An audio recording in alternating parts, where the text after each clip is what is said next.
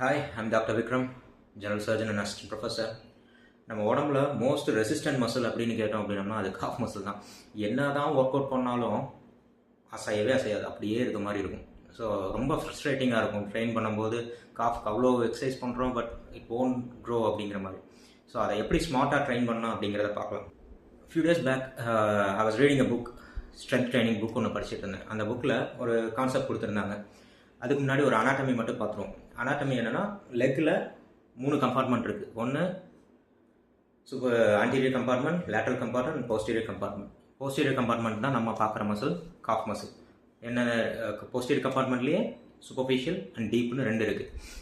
So நம்ம ஸ்பெசிஃபிக்காக பார்க்குறது என்னன்னா சூப்பர்ஃபிஷியல், போஸ்டீரியர் கம்பார்ட்மெண்ட். போஸ்டீரியர் கம்பார்ட்மெண்ட்டில் இருக்கிற சூப்பர்ஃபிஷியல் மசில் 2 மசில் என்ன, கேஸ்ட்ரோக்னீமஸ் அண்ட் தென் சோலியஸ். ஸோ கேஸ்ட்ரோக்னீமஸ் வந்து ஒரு பவர் ஜெனரேட்டிங் மசில். சோலியஸ் எப்படி ரிமெம்பர் பண்ணிக்கலாம் அப்படின்னா, it is a endurance muscle. So இந்த 2 மசிலுக்குமே types of muscle fibre composition வந்து டிஃபர் ஆகும். சோலியஸ் வந்து என்டியூரன்ஸ் மசில், அதுக்கு வந்து டைப் 1 ஸ்லோ ட்விச்சிங் ஃபைபர்ஸ் வந்து ப்ரிடாமினண்ட்டாக இருக்கும். லெட்ஸ் சே 80% இருக்கும்னு வச்சுங்க. மீதி இருக்கிறது வந்து டைப் 2 ஃபைபர்ஸ் இருக்கும். ஸோ அதே கேஸ்ட்ரோக்னீமஸ்க்கு it is a mixed type, predominantly type 2 fibers. Type 2 fibers the most power generating fibers, like jumping, sprinting அதுக்கு யூஸ் பண்ணுறது. அதே சோலியஸ்க்கு வந்து என்டூரன்ஸ் மசில் என்ன, long distance running, walking, standing, இதுக்கெல்லாம் யூஸ் ஆகிறது வந்து சோலியஸ்.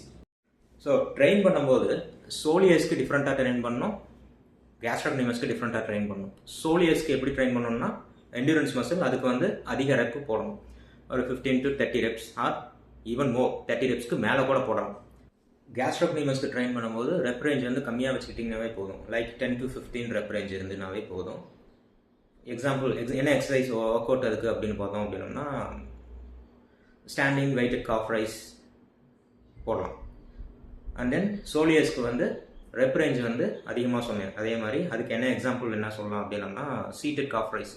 உங்கள் பர்சனல் ட்ரைனர், கோச்சஸ் அவங்ககிட்ட கேட்டுட்டு எப்படி நீங்கள் மேனிப்புலேட் பண்ணிக்கிறது அப்படிங்கிறத பாருங்கள். Train smart. இது பேட்ச் ஒர்க் செஷன். எல்லாத்துக்கும் ஒரு டவுட் வந்திருக்கும், எவ்வளோ ரெப்பு போடுறோன்னு சொல்லியாச்சு, ஆனால் எவ்வளோ வெயிட்டு போடுறதுன்ட்டு. ஸோ கேஸ்ட்ரோக்னீமஸ்க்கு கம்மியான ரெப் போடுறீங்க, ஸோ அதுக்கு வந்து அதிக வெயிட் போடலாம். அதுவே சோலியஸ் வந்து நிறையா ரெப்பு போட போகிறீங்க, அதுக்கு வெயிட்டு கம்மியாக போட்டாவே போதும். whenever you are training for a hypertrophy, you go for failure. அதுதான் வந்து டிக்டம். என்னோட மெயின் கோல் வந்து ஹைப்பர்ட்ரோஃபி கிடையாது. ஸோ நான் எப்படி காஃபை ஒர்க் அவுட் பண்ணுறேன்னா, எந்தெந்த மூமெண்ட்ஸ்லாம் நேச்சுரலாக காஃபை ஆக்டிவேட் பண்ணுதோ அதை வந்து மூமெண்ட்ஸில் இன்க்ளூட் பண்ணிக்குவேன்.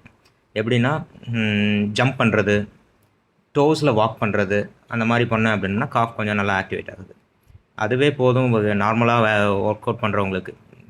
அன்லஸ் தி ஆர் டூயிங் ஏஸ்தட்டிக்காக நீங்கள் இருக்கணும் அப்படின்னு நினச்சிங்க அப்படின்னா, you can do one isolated workout. இப்போ நான் பண்ணிகிட்ருக்க ஒர்க் அவுட் வந்து one of my favourite workout. ஏன்னா it engages the whole body in a short period of time. எனக்கு எப்போல்லாம் டைம் இல்லையோ இந்த ஒர்க் அவுட் மட்டும் பண்ணிவிட்டு போயிட்டே இருக்கலாம்.